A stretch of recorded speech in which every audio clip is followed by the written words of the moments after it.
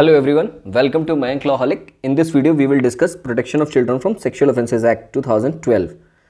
This video is very important because Protection of Children Act, POSCO Act is very important in advocacy as well as this act comes in various competitive examinations like Delhi Judiciary. So we will discuss this act thoroughly. Let us begin. The protection of children from sexual offences act. अगर हम इस act की बात करें तो हमें एक thought अपने मन में लेके चलना पड़ेगा कि किसी भी सोसाइटी में अगर हम सोचें तो कोई भी कानून, कोई भी एक्ट, कोई भी लॉ क्यों बनाया जाता है। अगर हम अपनी सोसाइटी को देखें तो हमें ये पता चलेगा कि कोई सोसाइटी परफेक्ट नहीं होती, लेकिन हाँ उस सोसाइटी को इतना डायनामिक और उतना कंसर्न ज़रूर होना चाहिए कि जो सोसाइटी की समस्याएं हो, जो सोसाइटी की प्रॉब्लम्स हो, उनको डील करने के लिए कोई ना कोई एक्ट बना हो। जैसे ही जो चिल्ड्रन राइट्स हैं, चिल्ड्रन की जो प्राइवेसी है या चिल्ड्रन सेक्सुअल असॉल्ट है, इन सबको रिड्रेस करने के लिए अगर हम देखें तो कुछ ना कुछ एक्ट बना है।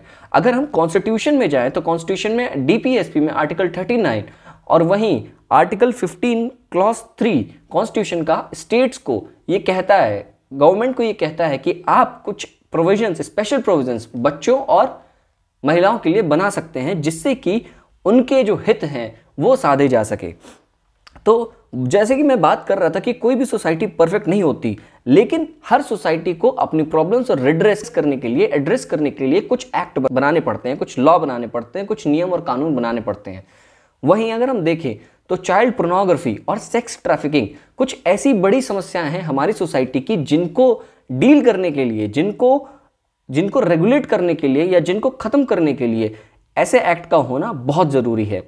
अब हमारे पास एक सवाल आता है कि हमें पॉस्को एक्ट की क्या ज़रूरत है जब हमारे पास आईपीसी है। तो इसका जवाब ये है कि आईपीसी जो है वो स्पेसिफिकली चिल्ड्रन और सेक्सुअल ऑफेंसेस को डील नहीं करता। आईपीसी जो है वो ब्रॉड लेवल पे काम करता है और वो बड़े क्रिमिनल ऑफेंसेस के साथ डील करता है। और दूसरी बात ये है कि आईपीसी जेंडर न्यूट्रल नहीं है, मतलब कहीं ना कहीं अब आप देखेंगे जो उसके प्रोविजंस हैं वो महिलाओं की तरफ टिल्टेड होते हैं। वहीं पॉस्को एक्ट में आप एक चीज़ पाएंगे कि पॉस्को एक्ट जो है वो जेंडर न्यूट्रल है, यानी लड़का और लड़की एक समान। और इसमें जो बच्चे हैं यानी कि 18 साल से कम उम्र के बच्चे हैं तो उसमें लड़का हो या लड़की, उनके लिए ये डील करता है। जेंडर न्यूट्रल होना पॉस्को एक्ट की एक सबसे बड़ी विशेषता है। इसके साथ साथ हमें एक चीज़ और समझनी है कि ये आईपीसी और सीआरपीसी के कॉन्ट्रडिक्शन में नहीं है, बल्कि उनके साथ होकर चलता है। ये बात एक्ट में भी मेंशन है, इंक्लूसिव है। IPC, CrPC, juvenile justice act, IT act, ये बात मेंशन भी है इसी बेयर एक्ट में। और इंटरनेशनल पर्सपेक्टिव से भी हमें एक बात समझनी चाहिए कि 1992 का एक यूएन कन्वेंशन है, UN convention on rights of child. उसमें इंडिया एक पार्टी के तौर पर एक सिग्नेटरी है, इंडिया ने सहमति दी है, इसीलिए ये जो एक्ट है वो बना। और इस एक्ट के अंदर और जाने से पहले हम दो बातें समझते हैं कि इसमें जो लास्ट अमेंडमेंट हुआ वो 2019 में हुआ, और वो जो 2019 में अमेंडमेंट हुआ वो लागू हुआ 16/8/2019 को। उसमें कुछ सेक्शंस अमेंड किए गए। वो सेक्शंस थे section 2, section 4, section 5, section 9, section 34, section 42 और सेक्शन 45। वहीं कुछ सेक्शन जो हैं वो सब्सटीट्यूट कर दिए गए, सेक्शन 6, सेक्शन 14, सेक्शन 15, इन सेक्शंस को पूरा एंटायरली सब्स्टिट्यूट कर दिया गया। तो आइए विस्तार से हम इस एक्ट को बारीकी से समझते हैं। चैप्टर 1 प्रिलिमिनरी एक्ट को समझाता है। इसमें section 1 short title, extend and commencement of the act. ये एक्ट पॉस्को एक्ट कहा जाएगा। This act may be called the protection of children from sexual offences act. एक चीज और, पॉस्को एक्ट कब लागू हुआ था? 14 नवंबर 2012 को ये एक्ट लागू हुआ था। ठीक, इसमें टोटल कितने चैप्टर्स हैं? इसमें टोटल 10 चैप्टर्स हैं। कितने सेक्शंस हैं? टोटल 46 सेक्शंस हैं और एक शेड्यूल है। ठीक, उसमें इसके अलावा इसमें protection of children from sexual offences नए रूल्स बने हैं, वो 2020 में बने हैं। ठीक, इन सारी बातों को समझते हुए हम स्टार्ट करते हैं चैप्टर 1 से। चैप्टर 1 बात करता है preliminary. Chapter 1 section 1 short title, extend and commencement. This act may be called the protection of children from sexual offences act 2012। इसको पॉस्को एक्ट कहा जाएगा, जो कि POCSO act 2012 came into force. ये कब फोर्स में आया था हम डिस्कस कर चुके हैं, 14 नवंबर 2012 को ये फोर्स में आया था। It extends to the whole of India. पहले ये जम्मू एंड कश्मीर था, इसको Jammu and Kashmir reorganisation act 2019 से अमेंड किया गया और 31/10/2019 से ये जो एक्ट है वो पूरे के पूरे इंडिया में अप्लाई हुआ। इसके अलावा इसमें जो क्लॉज 3 है, it shall came into force on such date. ये वही डेट है, इन्फोर्समेंट डेट 14 नवंबर 2012। Definition in this act unless otherwise requires. Aggravated, इसमें जो बताया गया है एग्रीवेटेड पेनिट्रेटिव सेक्सुअल असॉल्ट, ये इसमें एक्सप्लेन नहीं किया गया डेफिनेशन में सेक्शन 2 सबसेक्शन 1 क्लॉज ए में, बल्कि ये बताया गया कि सेक्शन 5 में आपको पता चलेगा। वहीं एग्रीवेटेड सेक्सुअल असॉल्ट ये भी इसमें डिफाइन नहीं किया गया, बल्कि इसका जो मीनिंग है वो सेक्शन 9 में हमें पता चलेगा कि क्या है। आर्म फोर्सेज और सिक्योरिटी फोर्सेज के बारे में शेड्यूल में बता रखा है। आर्म फोर्सेज और सिक्योरिटी फोर्सेज, चाइल्ड यहाँ पे समझना हमें ज़रूरी है। एक तो पहली बात जो मैं पहले बता चुका हूँ कि पॉस्को एक जेंडर न्यूट्रल है, तो चाइल्ड जो है इसमें जो भी पर्सन 18 ईयर्स के बिलो है वो चाइल्ड माना जाएगा। चाइल्ड पोर्नोग्राफी जो है ये जो ऐड किया गया है DA, ये पहले नहीं था, ये 2019 में ऐड किया गया अमेंडमेंट में। अमेंडमेंट कई बार एग्जाम में पूछ लेते हैं। तो चाइल्ड पोर्नोग्राफी में हमें समझना है, इसको हम पूरा पढ़ते हैं। Child pornography means any visual depiction of sexually explicit conduct involving a child which include photograph, video, digital or computer generated image indistinguishable from an actual child and image created, adopted or modified but appear to depict a child। Child pornography को इसमें बड़ा important इसमें है क्योंकि जो POCSO act का objective है वो सेक्स ट्रैफिकिंग, चाइल्ड पोर्नोग्राफी और सेक्सुअल हैरेसमेंट जो केसेस हैं जो बच्चों के साथ होते हैं उनको रोकने के लिए, उनको प्रिवेंट करने के लिए ही बनाया गया है। तो ये मेन ऑब्जेक्टिव है पॉस्को एक्ट का। लेकिन चाइल्ड पोर्नोग्राफी पहले इसमें ऐड नहीं था। 2019 में जो अमेंडमेंट हुआ उसमें चाइल्ड पोर्नोग्राफी ऐड किया गया। इसके बाद समझाया गया है डोमेस्टिक रिलेशनशिप। डोमेस्टिक रिलेशनशिप का मतलब आपको निकालना होगा section 2 clause F of protection of women from domestic violence act 2005। Domestic relationship है वही, और जो शेयर्ड हाउस होल्ड है, shared household means where a person charged with the offence lives or has lived at any time in a domestic relationship with the child. इन दोनों को हमें एक साथ देखना होगा, डोमेस्टिक रिलेशनशिप और shared household. Domestic relationship का यहाँ बताया गया है कि जो मतलब section 2 clause F protection of women from domestic violence act, यानी कि किसी एक घर में, किसी एक हाउस होल्ड में जहाँ पे लोग साथ में रह रहे हैं उसके बारे में बताया गया। वही जो सेम मीनिंग है आप इंटरप्रेट करेंगे वो शेयर्ड हाउस होल्ड का भी इंटरप्रेट करेंगे। पेनिट्रेटिव सेक्सुअल असॉल्ट, ये चैप्टर 2 में इंपॉर्टेंट है, सेक्शन 3 में डिफाइंड है। Prescribed means rules made under this act, जो रूल्स बने हैं इसके अंदर ये जो प्रिस्क्राइब्ड है ये बताया गया है। H religious institution prevention of misuse act 1988 में जो डिफाइंड है उसी का मतलब होगा रिलीजियस इंस्टीट्यूशंस में। सेक्सुअल असॉल्ट का मीनिंग किस में डिफाइंड है? सेक्सुअल असॉल्ट का मीनिंग सेक्शन 7 में डिफाइंड है। सेक्सुअल हरेसमेंट का मीनिंग सेक्शन 11 में डिफाइंड है। शेयर्ड हाउस होल्ड हम ऑलरेडी डिस्कस कर चुके हैं। और जो इसमें बताया गया है इस एक्ट के ऑब्जेक्टिव में स्पेशल कोड भी है। स्पेशल कोड एक बहुत बड़ा रोल प्ले करती है, बिकॉज इन ये जो केसेस हैं, आप अगर एनसीआरबी का डेटा पढ़ो तो बहुत नंबर पे अमाउंट ऑफ केसेस पे पॉस्को एक्ट आपको मिलेंगे और इनसे डील करने के लिए स्पेशल कोड बनाने का प्रोविजंस इसी एक्ट में दे रखा है। तो स्पेशल कोड जो बनाए गए उनका सेक्शन 28 में हम उन्हें विस्तार से पढ़ेंगे और स्पेशल पब्लिक प्रोसिक्यूटर SPP उसको हम पढ़ेंगे सेक्शन 32 में। अब आते हैं क्लॉज 2 पे। The words and expression here and are not defined.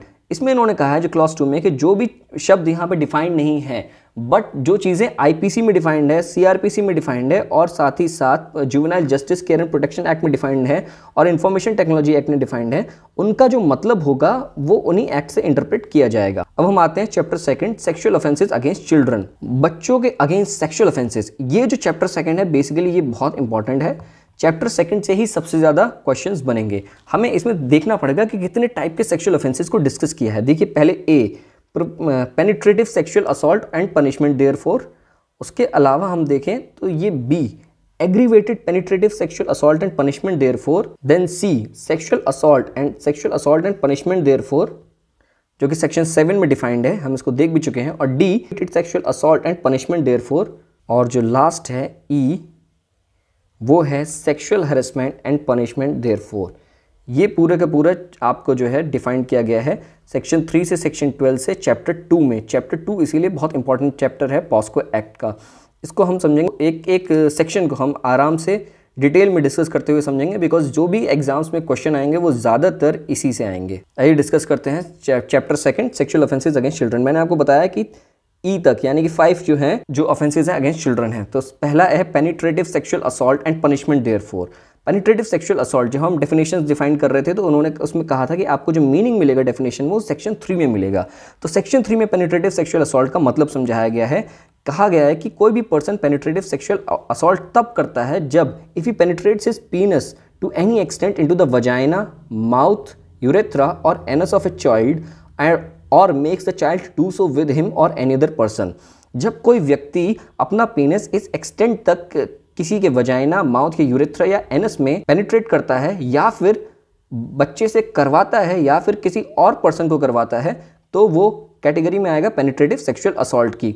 दूसरा, if he inserts to any extent any object or part of the body not being the penis into the vagina, the urethra or anus of the child or makes the child to do so with him or any other person. Here ये जो clause है, ये B, ये जैसे हम ए में बात कर रहे थे उसमें बॉडी की बात की गई है, इसमें ऑब्जेक्ट को भी बताया गया है। अगर कोई व्यक्ति, किसी बच्चा है, उसके बॉडी में इंसर्ट करता है कोई ऐसा ऑब्जेक्ट जो कि सेक्सुअली एक्सप्लॉइटिव ऑब्जेक्ट है। इसके अलावा सी में, सेक्शन 3 क्लॉज सी में दिखाया गया, if he manipulates any part of the body of the child so as to cause penetration into the vagina, urethra, anus or any part of the body of the child or makes the child to do so with him or any other person. अगर बच्चे के साथ वो कोई manipulation करता है जिससे penetration cause हो, उसके बारे में इस सेक्शन में डिफाइन किया गया है। इसके अलावा section 3 clause D, if he applies to his mouth to the penis, vagina, anus, urethra of the child or makes the child to do so to such person or any other person. Section 3 में आपने penetrative sexual assault को समझा। इसमें हमें ये समझना है कि जो पेनिट्रेटिव सेक्सुअल असॉल्ट क्या हुई। अगर पहले तो पेनिट्रेशन अगर है पेनिस यानी कि बॉडी पार्ट, जो सेक्सुअल बॉडी पार्ट होते हैं पेनिस और वजाइना, माउथ, यूरेथ्रा, एनस, इनके साथ किया गया। उसके अलावा सेकंड में ऑब्जेक्ट है और इसके तीसरे में मैनिपुलेशन अगर किसी बच्चे के साथ किया है और चौथे में समझाया गया कि अगर माउथ से किया गया है तो वो जो है कैटेगरी में आएगा पेनिट्रेटिव सेक्सुअल असॉल्ट में। अब हम पढ़ते हैं section 4, punishment for penetrative sexual assault. Penetrative sexual assault का जो पनिशमेंट है वो बताया गया है with the imprisonment of either description for a term which shall not be less than 10 years but which may extend to imprisonment for life and shall also be liable to fine. 10 साल से कम नहीं होगा, उससे ज़्यादा ही होगा। उससे ज़्यादा मतलब लाइफ इम्प्रिजनमेंट और फाइन साथ साथ होगा। 4 clause 2, whoever commits penetrative sexual assault or a child below 16 years of age, जो 16 साल से बच्चा एज जिसकी कम है उसके साथ अगर कमिट करता है तो उस कल्प्रिट को punished with imprisonment for a term which shall not be less than 20 years, तो 20 साल की सज़ा हो जाएगी, but which may extend to imprisonment for life which shall mean imprisoned for the remainder of natural life of that person and shall also be liable to fine। ये बहुत important है। जब भी क्वेश्चन आएगा पनिशमेंट का, penetrative sexual assault का, तो आप कहीं ना कहीं 10 years और 20 years में कंफ्यूज हो जाएंगे। 10 years से कम नहीं हो सकता और लाइफ इम्प्रिजनमेंट तक का ये जो पनिशमेंट है ये 16 साल से ऊपर यानी कि 17 और 18 वाले जो एज ग्रुप है उसके बारे में है। लेकिन अगर 16 years से कम है तो जो पनिशमेंट मिलेगा वो मिलेगा 20, not less than 20 years, shall be not less than 20 years but which may extend to imprisonment for life which shall mean imprisonment for the remainder of natural life of that person and shall also be liable to fine। The fine imposed under subsection 1 shall be just and reasonable and paid to the victim to meet the medical expenses and rehabilitation of such victim। जब हम ये देखते हैं POCSO act तो एक चीज़ होती है। अगर आपको साथ में एक मूवी का नाम शेयर करना चाहता हूँ, हाईवे में आपने देखा होगा कि आलिया भट्ट जो थी वो लास्ट में एक पेनिट्रेटिव सेक्सुअल असॉल्ट की विक्टिम बन के निकलती हैं। तो जो विक्टिम होता है उसके साथ कहीं ना कहीं उसका जो माइंड है उस पर असर पड़ता है, उसकी साइकोलॉजी पर असर पड़ता है। तो उसको डील करने के लिए इस एक्ट में जो रिहैबिलिटेशन है उन विक्टिम्स का, अगर वो कम एज में ही पता चल जाता है तो उसको क्या कहते हैं, जो फाइन इम्पोज होगा उस व्यक्ति के ऊपर जो ये क्राइम कमिट करेगा, वो फाइन जो है वो जस्ट एंड रीजनेबल होगा पहली बात, और वो दिया जाएगा विक्टिम को जो कि काम आएगा उसके मेडिकल एक्सपेंसेस और रिहैबिलिटेशन में। अब हम पढ़ेंगे सेकंड कैटेगरी का sexual assault, aggravated penetrative sexual assault and punishment therefore. Aggravated penetrative sexual assault क्या है, सेक्शन 5 में डिफाइंड है। whoever being a police officer, यहाँ पे जो है फिड्यूशरी रिलेशनशिप्स हैं उनके बारे में ज्यादा बात की गई है। whoever being a police officer commits penetrative sexual assault on a child within the limits of the police station or premises at which he is appointed। Police अधिकारी है और वो किसी स्टेशन में अपॉइंटेड है, उस स्टेशन के अंतर्गत अगर वो कोई ऐसा क्राइम कमिट करता है in the premises of any station house या फिर किसी station house in the course of his duties or otherwise, या फिर अपने ड्यूटीज के कोर्स में ये कमिट करता है which he is known or identified as a police officer, जहां वो उसका आइडेंटिफिकेशन जो है पुलिस ऑफिसर का ही है। उसके अलावा क्लॉज बी में डिफाइंड है whoever being a member of armed forces। Armed forces के बारे में इसमें शेड्यूल 1 में दे रखा है कि कौन कौन सी आर्म्ड फोर्सेज की कैटेगरी में हम शेड्यूल 1 में समझेंगे। commits penetrative sexual assault on a child within the limits of the area to which a person is deployed। वो व्यक्ति कहां तक डिप्लॉयड है, in any areas under the command of forces or armed forces in the course of his duties or otherwise where the said person is known or identified as a member of the security of armed forces whoever being a public servant commits penetrative sexual assault on। अभी हमने जो ये clause C है ये अब हम public servant का पढ़ रहे हैं। पहले हमने पुलिस ऑफिसर का पढ़ा, उसके बाद आर्म फोर्सेस को इसमें देखा और तीसरे नंबर पे हम पब्लिक सर्वेंट का पढ़ रहे हैं। और D whoever being on the management or on the staff of a jail, remand home, protection home, observation home or other place of custody of care and protection established by or under any law for the time being in force commits penetrative sexual assault on a child being inmate of such jail, remand home, protection home, observation home or other place of custody or care or protection। ई में whoever being a management or staff of a hospital।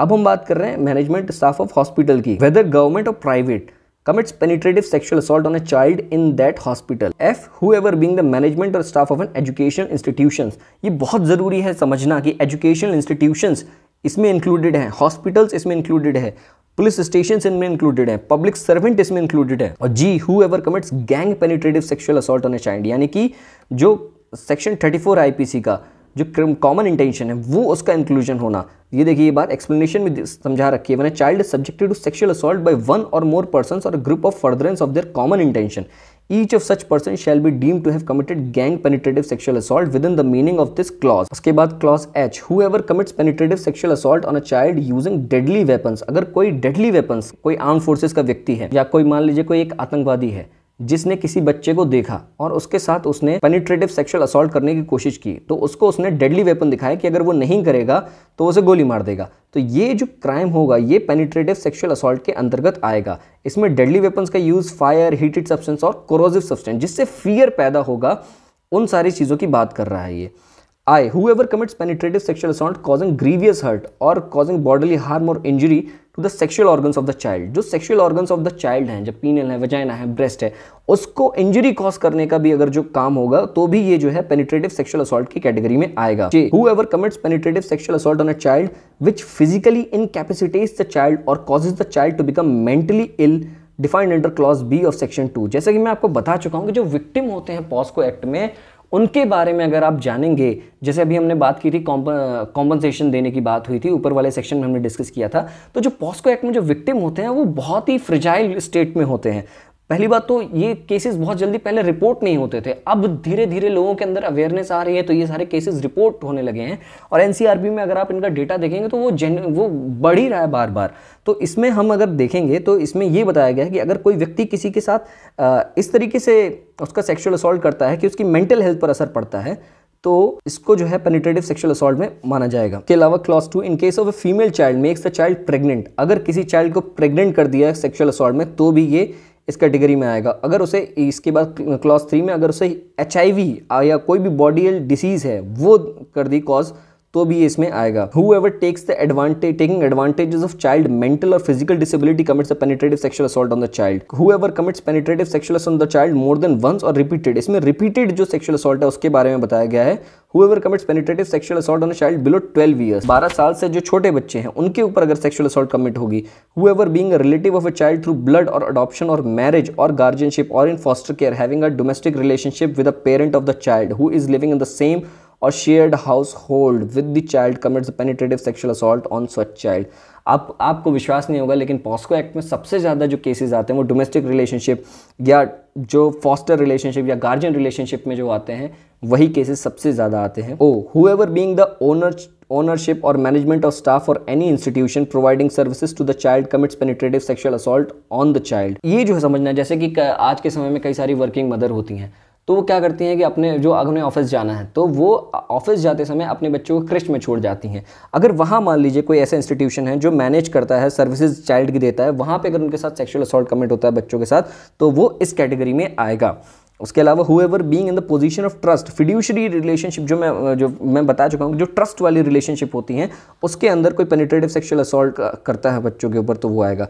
whoever commits penetrative sex knowing that the child is pregnant, अगर कोई ये काम करता है जानबूझ के कि चाइल्ड प्रेग्नेंट है उसके बावजूद भी वो भी इस कैटेगरी में आएगा। whoever commits penetrative sexual assault on a child and attempts to murder the child, यहाँ पे जो है अटेम्प्ट टू मर्डर की भी बात हुई है वो भी आएगा। आप देख सकते हैं कितना स्पेसिफिकली इसमें चीजें लिखी हुई हैं। whoever commits penetrative sexual assault on a child in the course of communal or sectarial violence during any natural calamity or in similar situations। लोग जब कई सारे लोग वॉर को बहुत ग्लोरीफाई करते हैं लेकिन जब आप उस जगह की सिचुएशंस को समझने की कोशिश करिए कि जहाँ वॉर हो रहे होते हैं, जैसे फॉर एग्जांपल अभी रशिया और यूक्रेन की जो है बातें चल रही हैं, वहाँ पे मैंने कई न्यूज़ रिपोर्ट पढ़ी जहाँ पे यूक्रेन की महिलाओं ने ये आरोप लगाया कि शराब के नशे में जो रशिया के सोल्जर्स थे उन्होंने यूक्रेन की लड़कियों का, कई सारी लड़कियों का रेप किया। तो जो वॉर होता है या जो सेक्टेरियन वायलेंस होते हैं, मान लीजिए हिंदू मुस्लिम वायलेंस हो गए या कास्ट से रिलेटेड कई सारे वायलेंस हो गए, या कई बार आपने देखा होगा कि दलित उत्पीड़न में भी कई सारे ऐसे वायलेंस होते हैं जहां पे ये ऐसे एक्ट कमिट किए जाते हैं, तो वो भी इस कैटेगरी के अंदर आएगा। Whoever commits penetrative sexual assault on a child on who has been previously convicted जो है इस ऑफेंस का, उसको भी इस एक्ट में दोबारा हीनियस पनिशमेंट के लिए मेंशन कर रखा है। Whoever commits penetrative sexual assault on a child and makes the child to strip or parade naked in public is said to commit aggravated penetrative sexual assault। ये जो clause you है इसको भी समझना बहुत ज़रूरी है। आप हमारे यहाँ जो हमारी ट्रेडिशनल सोसाइटीज़ हैं वहाँ पे जब किसी को पनिशमेंट दिया जाता है या जहाँ पे कोर्ट का सिस्टम नहीं है, वहाँ पे जो गांव के या आप कह सकते हैं कस्बे के जो लोग होते हैं वो पनिश करते हैं, तो कई बार ऐसे हीनियस पनिशमेंट देने की वो कोशिश करते हैं जिनका हमारी कॉन्स्टिट्यूशनल वैल्यूज़ में कोई स्थान नहीं है। ऐसे अगर पनिशमेंट भी कोई कॉज करता है, किसी को मान लीजिए पब्लिक में नेकेड स्ट्रिप परेड कराता है, तो वो भी जो है एग्रीवेटेड पेनिट्रेटिव सेक्सुअल असॉल्ट की कैटेगरी में आएगा। तो हमने इस पूरे सेक्शन 5 को बहुत अच्छे से पढ़ा। एक बार फिर से हम इसको थोड़ा ऊपर से पढ़ते हैं कि क्या क्या चीज़ें इसमें जरूरी हैं। देखिए, जो सबसे पहले हमने पढ़ा था a penetrative sexual assault and punishment thereof. इसके बाद जो है एग्रीवेटेड यानी कि उससे बड़ा रूप, aggravated penetrative sexual assault and punishment therefor. इसमें कौन कौन इंक्लूड हो गया? पुलिस ऑफिसर इंक्लूड हो गए, क्लॉज ए। फिर उसके अलावा क्लॉज बी में आप देखोगे तो आर्म्ड फोर्सेस के लोग हो गए, सिक्योरिटी फोर्सेस के हो गए।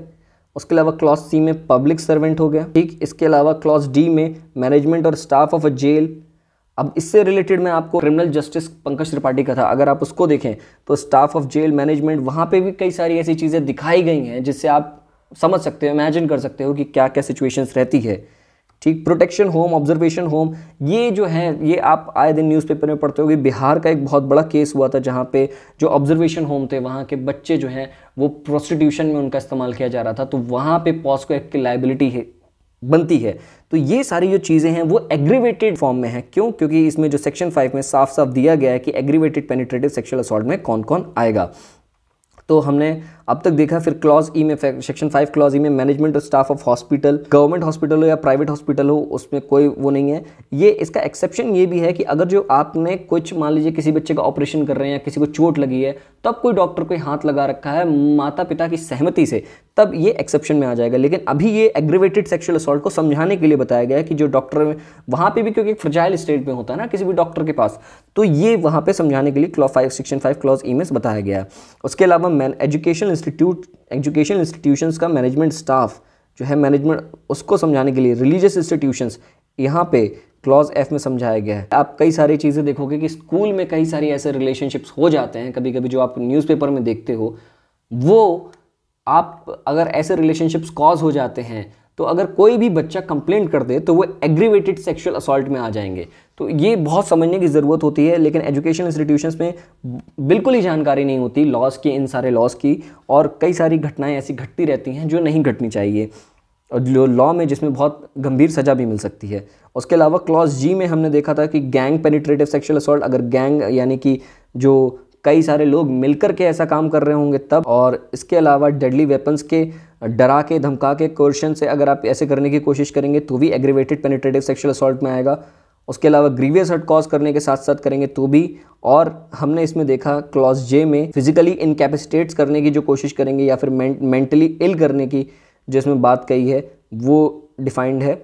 और फीमेल चाइल्ड अगर कोई प्रेग्नेंट है उसके बाद उसके साथ ऐसा करा जाएगा तो भी एग्रीवेटेड पेनिट्रेटिव सेक्सुअल असॉल्ट की कैटेगरी में ये आएगा। और अगर कोई व्यक्ति ऐसा करने के कॉज में कोई सेक्सुअल डिसीज़ या HIV वायरस या एड्स कॉज कर देता है किसी बच्चे को, तो भी ये सारी चीज़ें, या फिजिकली इनकैपेसिटेट करता है, मेंटली इल करता है और टू परफॉर्म रेगुलर टास्क, तो भी ये इसमें आएगा। और causes the death of the child, इस एक्ट में किसी बच्चे की डेथ ही कॉज कर देता है तो भी वो एग्रीवेटेड पेनिट्रेटिव सेक्सुअल असॉल्ट में आएगा। मैं आपको ये चीज़ें बार बार इसलिए बता रहा हूँ क्योंकि एग्जाम में क्वेश्चन जब आएगा, प्रॉब्लम दी जाएगी और उसमें causes death of the child लिख दिया जाएगा, तब आपको उसमें डिफाइन करना होगा कि ये पेनिट्रेटिव सेक्सुअल असॉल्ट है या एग्रीवेटेड पेनिट्रेटिव सेक्सुअल असॉल्ट है। इसलिए हर एक कैटेगरी को तोड़ तोड़ के हमें पढ़ना जरूरी है। मेंटल और फिजिकल डिसेबिलिटी का जो एडवांटेज लेना, ये भी इसमें है। Penetrative sexual assault more than once repeatedly, जो रिपीटेड अगर है तो वो भी एग्रीवेटेड सेक्सुअल असॉल्ट में आएगा। अगर कोई 12 साल से कम बच्चा है उसके साथ अगर ऐसा होता है तो भी एग्रीवेटेड पेनिट्रेटिव सेक्सुअल असॉल्ट में आएगा। जो रिलेटिव हैं अगर वो ऐसा करते हैं, डोमेस्टिक रिलेशनशिप, गार्जियन और फॉस्टर केयर में ऐसा होता है तो भी वो एग्रीवेटेड पेनिट्रेटिव सेक्सुअल असॉल्ट में आएगा। मैनेजमेंट और ओनरशिप ऑफ स्टाफ, जहाँ पे बच्चों का रख रखाव होता है वहाँ पे ऐसा होता है तो भी ये एग्रीवेटेड सेक्सुअल असॉल्ट में आएगा। जो ट्रस्ट और अथॉरिटी है उसमें अगर ऐसा होता है तो भी ये आएगा। प्रेग्नेंट है अगर उसके बाद भी अगर ऐसा होता है तो भी ये इस कैटेगरी में आएगा। उसके अलावा हमने डिस्कस किया था अगर सेक्टेरियन वायलेंस के दौरान या किसी नेचुरल कैलेमिटी के दौरान कोई भी व्यक्ति ऐसा कॉज करने की कोशिश करता है फ्रजाइल स्टेट में तो वो एग्रीवेटेड पेनिट्रेटिव सेक्सुअल असॉल्ट की कैटेगरी में आएगा। इसके अलावा जो प्रीवियस कन्विक्टेड हो चुके हैं वो भी अगर दोबारा इस ऑफेंस को रिपीट करने की कोशिश करते हैं तो भी ये इसमें आएगा।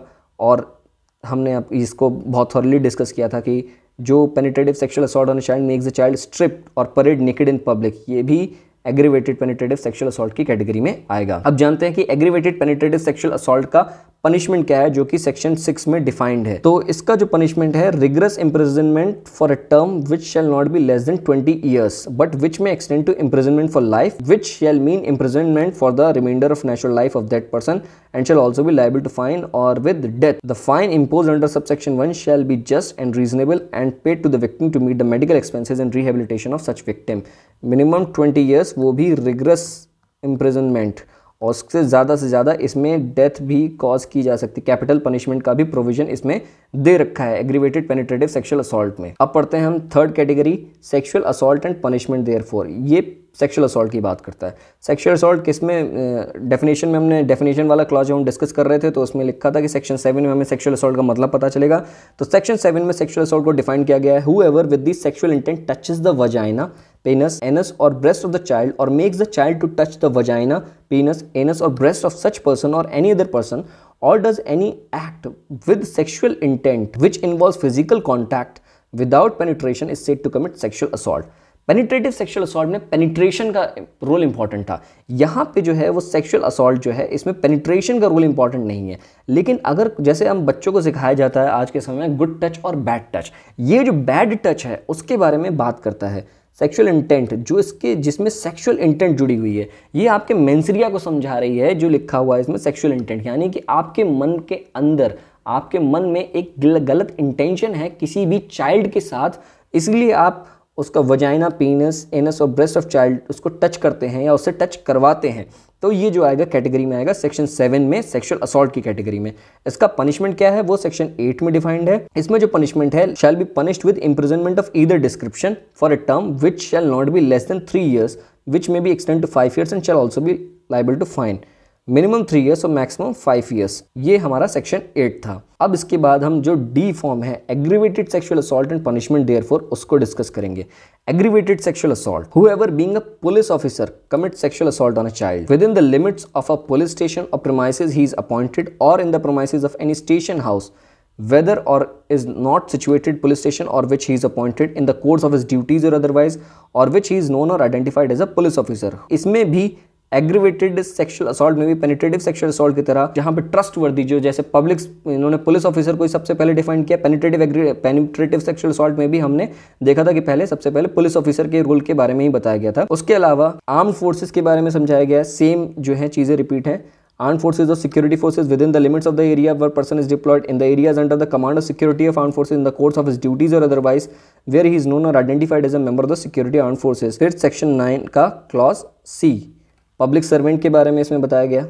पब्लिक सर्वेंट अगर कोई सेक्सुअल असॉल्ट कॉज करता है, उसके अलावा management of the staff of jail, ये कोई सेक्सुअल असॉल्ट करता है, जो रिमांड होम में जहाँ बच्चे कैदी होते हैं वहाँ पे अगर ऐसा होता है, हॉस्पिटल में अगर ऐसा होता है।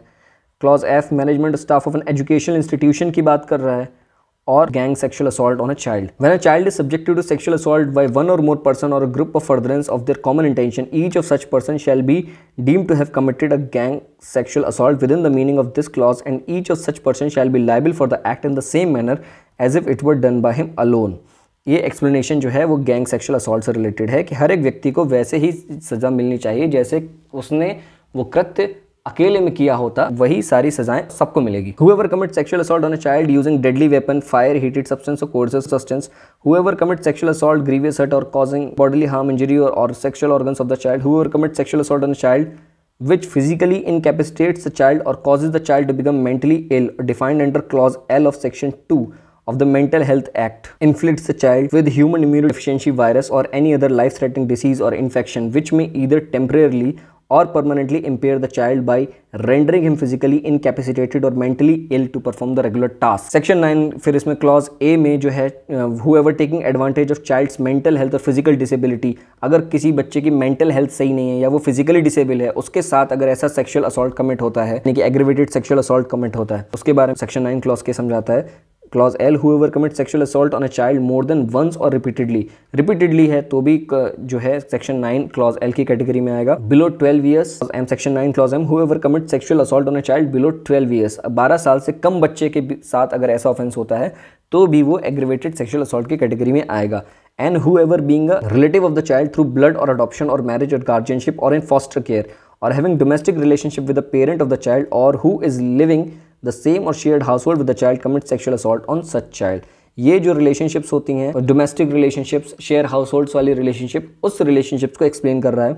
उसके अलावा इसमें जो ओ है, whoever being the ownership or management of staff of any institution provides services to the child commits sexual assault on the child in such institution. Management और स्टाफ है उसके बारे में एक्सप्लेन कर रहा है। पोजीशन ऑफ ट्रस्ट के बारे में सेक्शन 9 क्लॉज P एक्सप्लेन करता है। whoever being in a position of trust or authority of a child commits sexual assault on the child in an institution or home of the child or anywhere else. Section 9 clause Q में whoever commits sexual assault on a child knowing that child is pregnant, अगर कोई child जो है यानी कोई बच्ची जो है वो pregnant है, उसके अलावा उसके ऊपर अगर sexual assault commit करता है तो भी वो aggravated sexual assault Section 9 की कैटेगरी में आएगा।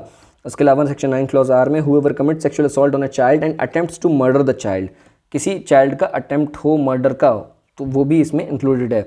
Whoever commits sexual assault on a child in the course of communal or sectarian violence during any natural calamity or in any similar situation, ये मैं आपको पुराने वाले सेक्शन में समझा चुका हूँ, वैसे ही सिमिलर सिचुएशन आप इसमें रख के देख सकते हैं, आपको ये बेहतर समझ में आएगा। Whoever commits sexual assault on a child or who has been previously, इसमें भी previous conviction वाला समझाया गया है। 9 clause U, whoever commits sexual assault on a child and makes the child to strip parade naked in public is said to commit aggravated sexual assault. फिर इसमें जो है ये नया ऐड क्या है, whoever pursues, induces, entices or coerces a child to get administers or direct anyone to administer help in administering any drug or hormone or any chemical substance to a child with the intent that such child attains early sexual maturity. ये insert किया गया है 2019 से। ये जो clause है ये पुराने वाले में नहीं है। इसका जो मतलब है इसमें साफ साफ ये लिखा है कि अगर कोई व्यक्ति किसी बच्चे के अंदर ऐसे ड्रग्स एडमिनिस्टर करता है जिससे या ऐसे हार्मोन या केमिकल सब्सटेंस इंड्यूस करता है उस बच्चे के अंदर इस इंटेंट के साथ कि वो जो सेक्सुअल मैच्योरिटी है जो नॉर्मल आती वो ना करके वो सेक्सुअल मैच्योरिटी बहुत जल्दी आ जाए, जिससे कि वो बहुत अर्ली सेक्सुअल मैच्योरिटी अटेन कर ले, ये एग्रीवेटेड सेक्सुअल असॉल्ट की कैटेगरी के अंदर आता है सेक्शन 9 में।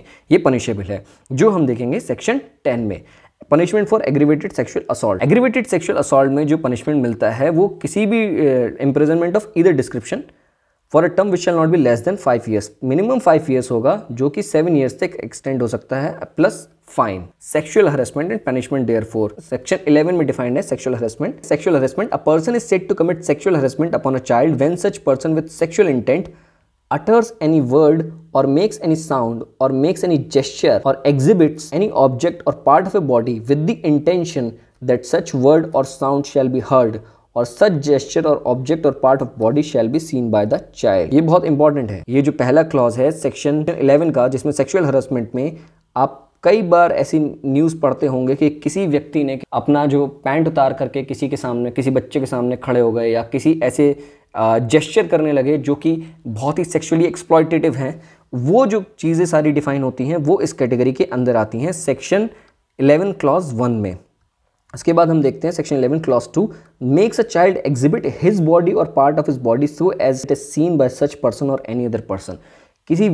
किसी बच्चे के साथ ऐसा कृत्य करते हैं कि उसके जो बॉडी पार्ट है वो एग्जिबिट हो, यानी कि उनका प्रदर्शन हो।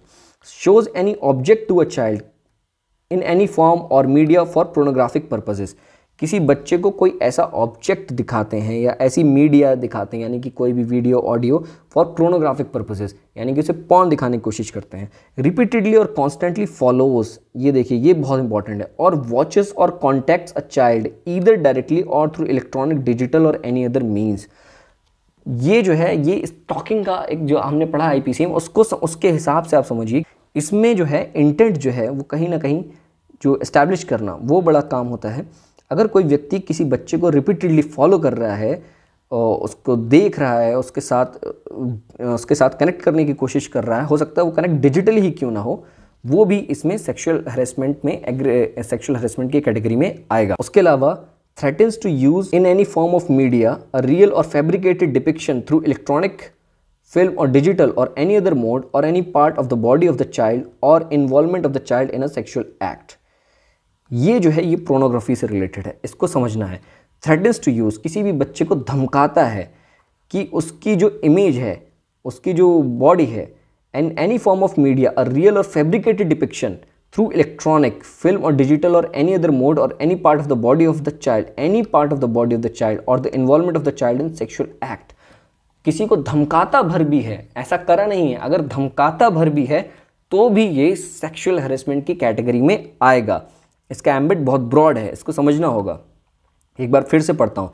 threatens to use in any form of media a real or fabricated depiction। ये डिपिक्शन जो है वो रियल भी हो सकता है और फैब्रिकेटेड भी हो सकता है, जरूरी नहीं है। हमने जब डेफिनेशन में क्लॉज में देखा था तब पोर्नोग्राफिक में ये कहा गया था कि इनडिस्टिंग्विशेबल हो सकता है कि जो बच्चे की आप शक्ल दिखा रहे हो उससे वो पहचान में ना आ रहा हो वो बच्चा, बट फिर भी जो उसका डिपिक्शन है वो पॉस्को एक्ट की कैटेगरी में आएगा।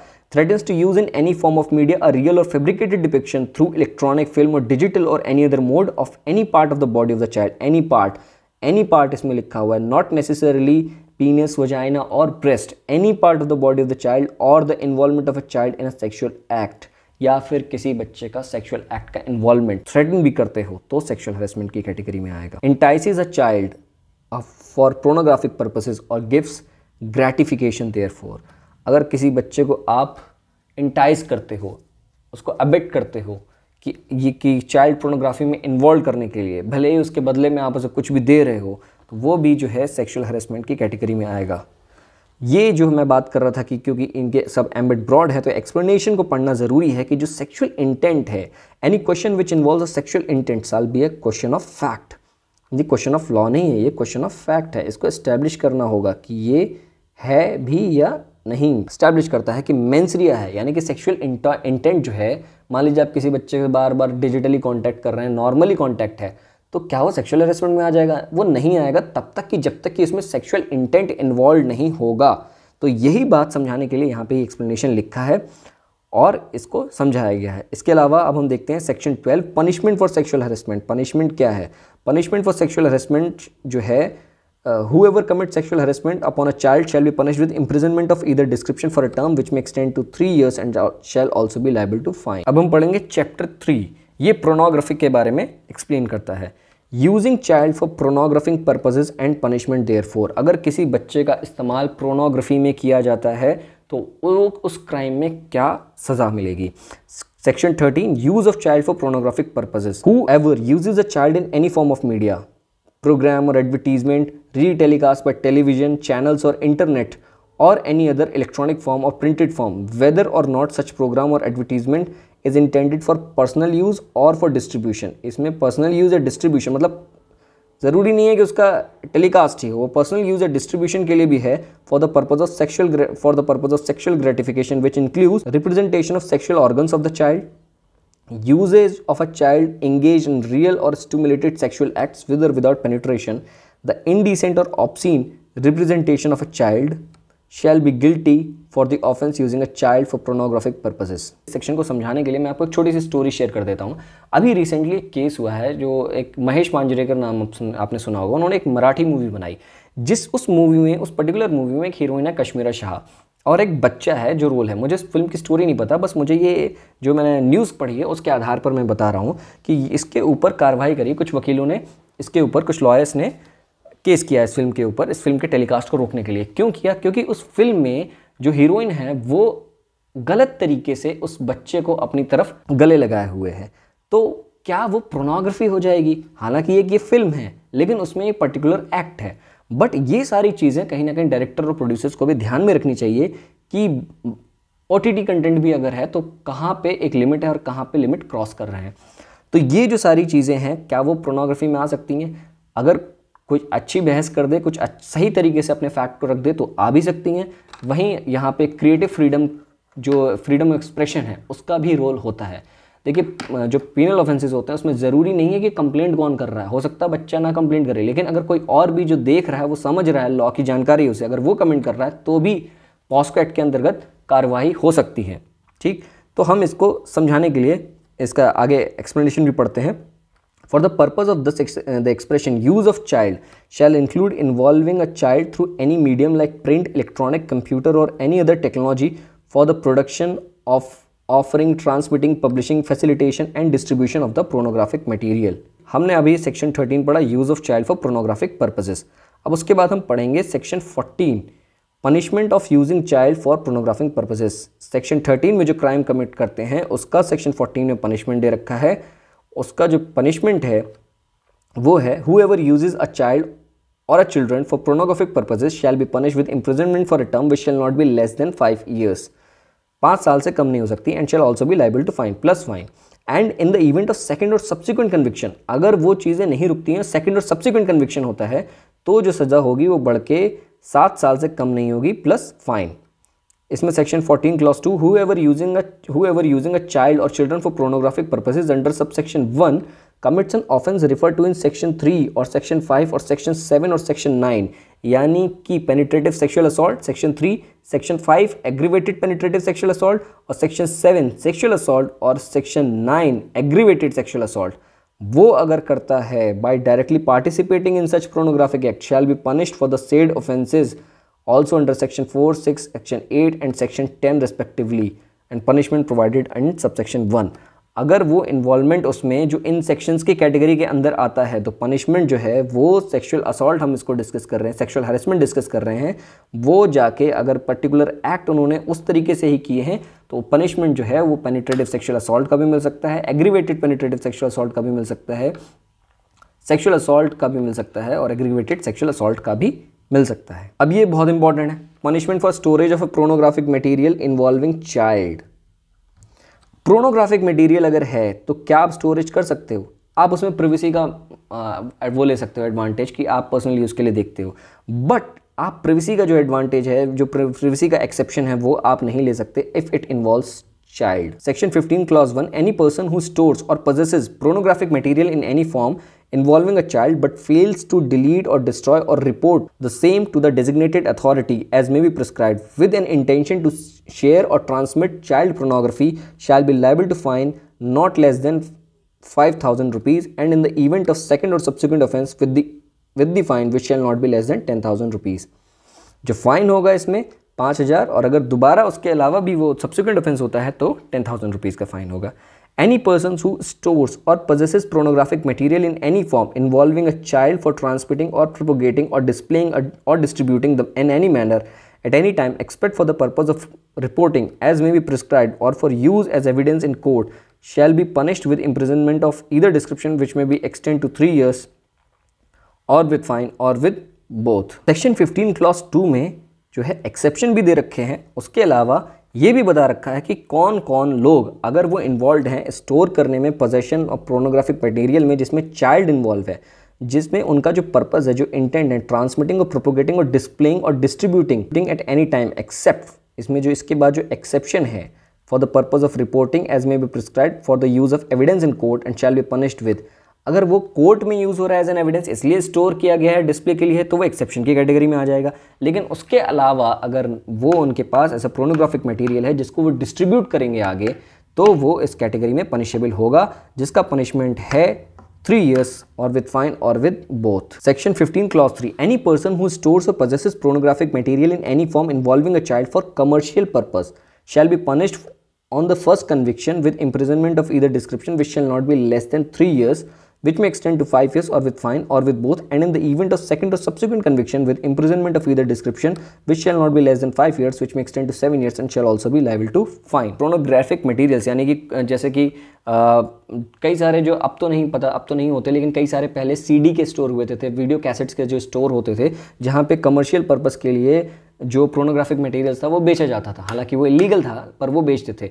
तो उसमें जो सज़ा इसमें इंक्लूड की गई है कि जो अगर किसी प्रोनोग्राफिक मटेरियल में चाइल्ड का इन्वॉल्वमेंट है और आप उस प्रोनोग्राफिक मटेरियल को शेयर कर बेच रहे हो कमर्शियल पर्पस के लिए, तो उसमें आप पॉस्को एक्ट में कन्विक्ट हो जाओगे सेक्शन 15 क्लॉज 3 में, जिसकी जो सज़ा है वो 3 साल है और जो 5 साल तक बढ़ सकती है। इसके अलावा अगर वो क्राइम सेकंड और सब्सिक्वेंट कन्विक्शन होती है तो उसमें 5 साल से कम सज़ा नहीं मिलेगी, जो बढ़ सकती है 7 साल। अब हम पढ़ेंगे chapter 4, abetment and attempt, abetment of and attempt to commit an offence.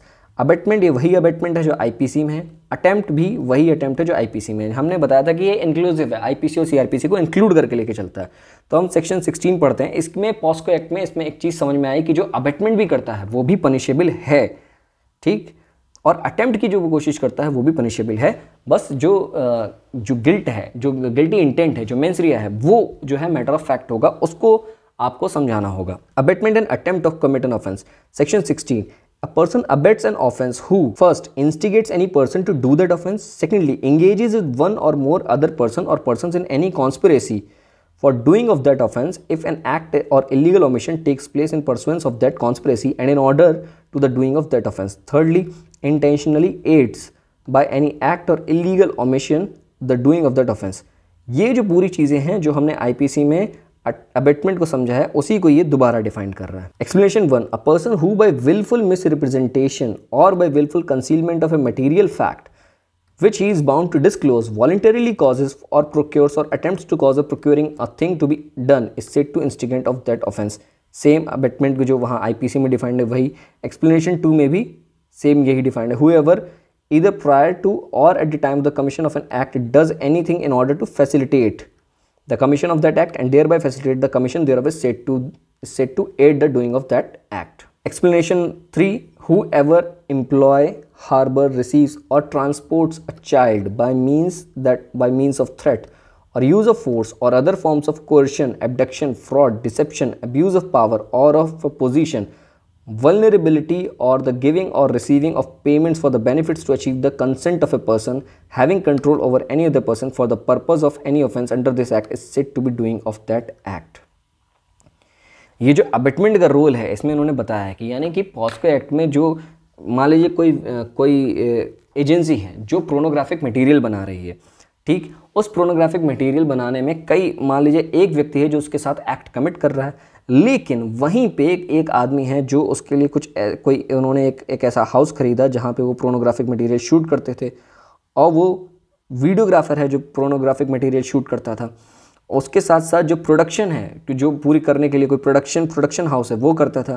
तो ये सारे के सारे पॉस्को एक्ट में लाइबल होंगे। एक्सप्लेनेशन जो 3rd है वो इस चीज़ को एक्सप्लेन करता है कि whoever employs, harbors, receives or transports a child by means of threat or use of force or other forms of coercion, abduction, fraud, deception, abuse of power or of a position, vulnerability or the giving or receiving of payments for the benefits to achieve the consent of a person having control over another person for the purpose of any offense under this act is said to be doing of that act। ठीक, ये हमने इसमें abetment को समझाया कि कौन कौन से लोग अबेटमेंट में इन्वॉल्व होंगे।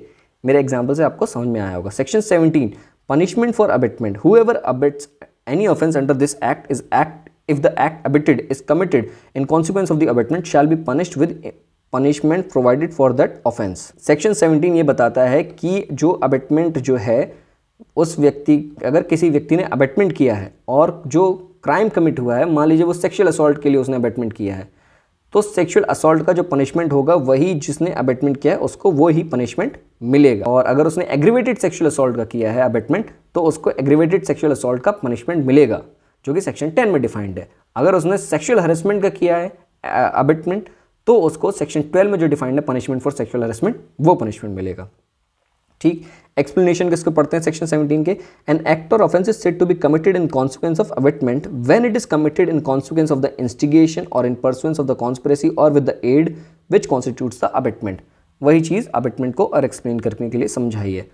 पनिशमेंट फॉर अटेम्प्ट देखिए इसमें जो है अटेम्प्ट, अगर आप अटेम्प्ट भी कर रहे हैं ऐसा तो भी आपके लिए पनिशमेंट है। सेक्शन 18 में ये चीज डिफाइंड है। Whoever attempts to commit any offense punishable under this act or to cause such an offense to committed and in such attempt does any act towards the commission of the offense shall be punished with imprisonment of any description provided for the offense for a term which may extend to 1/2 of the imprisonment for life or as the case may be 1/2 of the longest term of imprisonment provided for that offense or with fine or with both।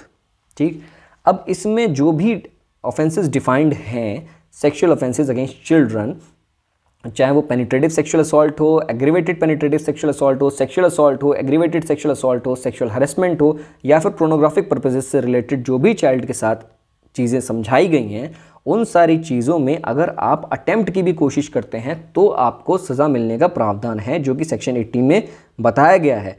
वो जो सज़ा है वो particular offence का जो longest term होगा उसका 1/2 हो सकता है। ठीक, और अगर नहीं दिया गया है तो imprisonment for life which may extend to 1/2 of the imprisonment for life, तो 1/2 of the imprisonment of life का भी हो सकता है। या फिर अगर वो पनिशमेंट जो इसमें डिफाइंड है जिसके पर्टिकुलर एक्ट के अंदर वो अटेम्प्ट करने की कोशिश की गई है, तो उसका आधा पनिशमेंट आपको उस पर्टिकुलर व्यक्ति को दिया जाएगा जिसने ये अटेम्प्ट किया होगा। हम पढ़ते हैं chapter 5 procedure for reporting of cases. ये इंपॉर्टेंट है। हमने यहाँ पे आगे रिपोर्टिंग ऑफ केसेस के बाद हम स्पेशल कोर्ट्स और स्पेशल पब्लिक प्रोसिक्यूटर्स की भी बात करेंगे। Chapter 5 procedure for reporting of cases. Section 19 reporting of offences. Notwithstanding anything contained in the CRPC, any person including the child who has the apprehension that an offence under this act is likely to be committed or has knowledge that such an offence has been committed, he shall provide such information। मैंने बोला था ना कि ambit बहुत बड़ा है इसका, POCSO act में मैंने आपको फिल्म का एग्जांपल दिया था।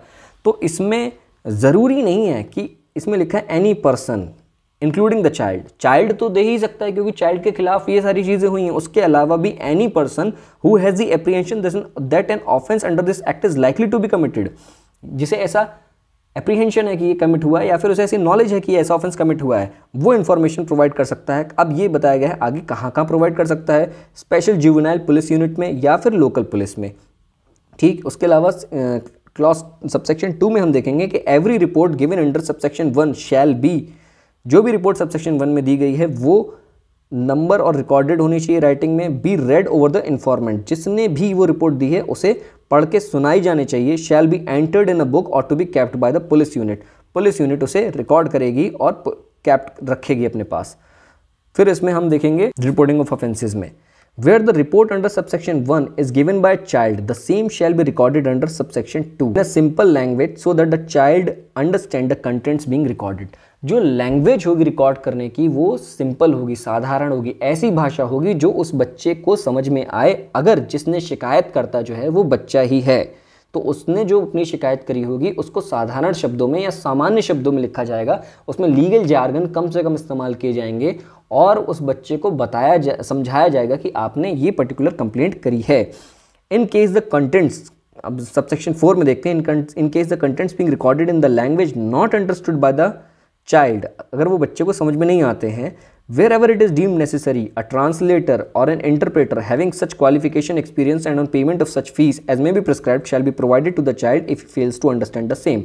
वो अगर बच्चे को नहीं समझ में आते तो चाइल्ड के लिए कोई ट्रांसलेटर या इंटरप्रेटर ऐसे लोगों का इस्तेमाल किया जाएगा जिससे उस बच्चे को समझ में आए कि जो शिकायत जो उसने करी है उसके कंटेंट क्या है। ठीक, अब हम उसके बाद देखते हैं clause 5, where the special juvenile police unit or a local police is satisfied that the child against whom offense has been committed is in need of care and protection, then it shall, after recording the reason in writing, make immediate arrangement to give him such care and protection, including admitting the child into a shelter home or to the nearest hospital within 24 hours of the report as may be prescribed।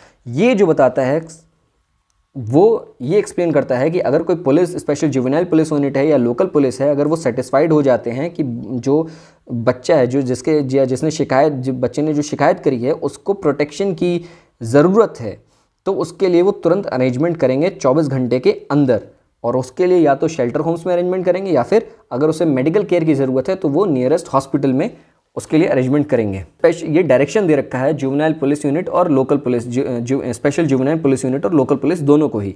The special juvenile police unit और clause 6 में हम देखेंगे, subsection 6 में हम देखेंगे, the special juvenile police unit और local police shall without unnecessary delay but within a period of 24 hours report the matter to the child welfare committee and a special court, or where no special court has been designated, the court of session, including the need of the child for care and protection and the steps taken in this regard। यानी कि POCSO act में अगर कोई ऐसा जो offence है वो commit हुआ है तो उसकी जो रिपोर्ट अगर की जाती है तो स्पेशल जुवेनाइल पुलिस यूनिट और लोकल पुलिस की ये जिम्मेदारी है कि वो 24 घंटे के अंतर्गत या तो चाइल्ड वेलफेयर कमेटी को रिपोर्ट करें या स्पेशल कोर्ट को रिपोर्ट करें, या फिर अगर स्पेशल कोर्ट नहीं है तो सेशन कोर्ट में रिपोर्ट करें इस चीज़ को। ठीक, आइए देखते हैं सबसेक्शन 1। नो पर्सन शैल इनकर एनी लायबिलिटी वेदर सिविल और criminal for giving the information in good faith for the purpose of this section. ये जो मैंने बताया कि एनी पर्सन, उससे रिलेटेड ये है कि समझाया गया ये सेक्शन, सबसेक्शन 7। अब हम देखें section 20, obligation of media, studio and photographic facilities to report the cases. ये बहुत इंपॉर्टेंट है। जो आइडेंटिटी जो कई बार रिवील हो जाती है ना, जो विक्टिम होता है, उसके बारे में ये समझाने की कोशिश करता है सेक्शन 20 कि any professional, any personal of the media or the hotel or lodge or hospital or club or studio or photographic facilities by whatever name called, irrespective of the number of the person employed therein, shall on coming across any material or object which is sexually exploitative of the child, including pornographic, sexually related or making obscene representation of the child or children through the use of any medium, shall provide such information to the special juvenile police unit or the local police as the case may be। जो media है, studio, photographic facilities है, या जो hotel हैं, laws हैं, hospital हैं, उनकी जिम्मेदारी है कि अगर ऐसी चीज़, कोई ऑब्जेक्शनेबल कंटेंट किसी बच्चे का मिलता है तो उन्हें ये जो बात है वो उसकी जो इन्फॉर्मेशन है वो देनी पड़ेगी special police, juvenile police unit या फिर लोकल पुलिस को। Section 21, punishment for failure to report and record a case. Punishment क्या मिलेगा अगर कोई सही से रिपोर्ट नहीं या रिकॉर्ड नहीं किया जाता case. Any person who fails to report the commission of an offence under subsection 1 of section 19 or section 20 or who fails to record such offence under subsection 2 of section 19 shall be punished by an imprisonment of either description which may extend to 6 months or with fine or with both। ये इसलिए किया गया है कि जो report है वो तुरंत लिखी जाए। एक दबाव बनाने की कोशिश की गई है जो हमारी पुलिस है या जो लोग जो हमारे इस सिस्टम में इन्वॉल्व होते हैं कि वो इस ऐसे केसेस को अनरिपोर्टेड ना जाने दें। इसलिए अगर वो रिपोर्ट नहीं करेंगे तो 6 मंथ्स या फिर उनको सज़ा हो सकती है 6 मंथ्स की या फिर फाइन या दोनों ही। Any person being in charge of any company or an institution by whatever name called fails to report the commission of an offence under subsection 1 of section 19 in respect of a subordinate under his control shall be punished with imprisonment for a term which may extend to 1 year or with both। ये जो है एक बहुत बड़ी obligation. मान लीजिए कि किसी स्कूल में कोई ऐसा केस हुआ, ठीक, जिसमें सारी चीज़ें इन्वॉल्व हैं जो पॉस्को से रिलेटेड है, तो वो उन सारी चीज़ों को अगर वहाँ का जो हेड है, जो जिसके ऊपर जिम्मेदारी है, अगर वो रिपोर्ट नहीं करेगा तो उसके ऊपर भी केस बनता है और वो इस पर्टिकुलर सेक्शन में, उसकी सेक्शन 21 में वो लायबिल होगा, जिसकी सज़ा उसे मिल सकती है 1 साल तक और उसके या फिर फाइन भी देना पड़ सकता है। Clause 3, the provision of subsection shall not apply to child under this act. लेकिन ये जो सेक्शन है, जो रिपोर्ट करने वाली बात है, ये पर्टिकुलर चाइल्ड पे नहीं लागू होती। अब यहाँ पे जो सेक्शन 22 है वो बहुत साफ साफ लिखा गया है, जिसकी बहुत ज़्यादा ज़रूरत भी थी, नहीं तो कई सारे फेक केसेस भी आ सकते थे। Section 22, punishment for false complaint or false information.